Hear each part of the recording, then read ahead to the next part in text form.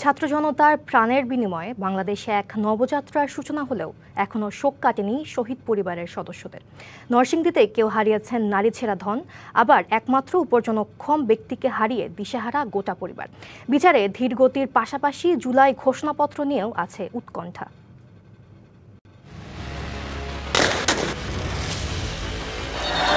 ২০২৪ সালের জুলাইয়ে কোটা সংস্কার আন্দোলন রূপ নেয় সরকার পতনের আন্দোলনে। ছাত্র জনতার অভ্যুত্থানে উত্তাল ছিল সারা দেশ। ১৬ জুলাই থেকে নরসিংদীতে শিক্ষার্থীদের পাশাপাশি রাস্তায় নেমে আসেন সাধারণ মানুষ। ১৮ জুলাই ঢাকা সিলেট মহাসড়কের জেলখানা মোড়ে পুলিশের গুলিতে প্রাণ হারান স্কুল শিক্ষার্থী তাহমিদ। পরদিন থেকে ৫ই আগস্ট পর্যন্ত নরসিংদীর বিভিন্ন স্থানে নিহত হন ডাব বিক্রেতা আজিজুল, মাদ্রাসা শিক্ষার্থী সিয়াম সহ আরও ২১ জন। আহত হন ৪০০-র বেশি মানুষ। টাইলক্স টয়লেট ক্লিনার, যার অ্যান্টিব্যাকটেরিয়াল এজেন্ট টয়লেটের কোনায় কোনায় পৌঁছে ৯৯% জীবাণু ধ্বংস করে। গণঅভ্যুত্থানের প্রায় ১ বছর পরেও শোক কাটেনি শহীদ পরিবারে। আমি যদি জানতাম ভূতে কেন হইতেছে, আমি ভূতের বিচারলাম নইলে।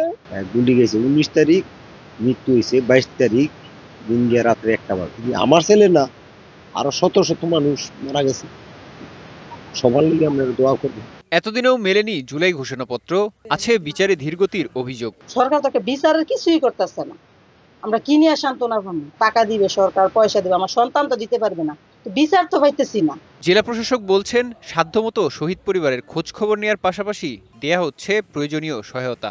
ভবিষ্যতে আমরা তাদের পাশে থাকবো এবং তাদের কি সহযোগিতা করা যায় সেই ধারণা তো অবশ্যই থাকবে। এছাড়া সরকার তো তাদের জন্য আরো কিছু ঘোষণা দিয়েছে, সেগুলো ঘোষণা চূড়ান্তভাবে আসলে আপনারা বুঝতে পারবেন।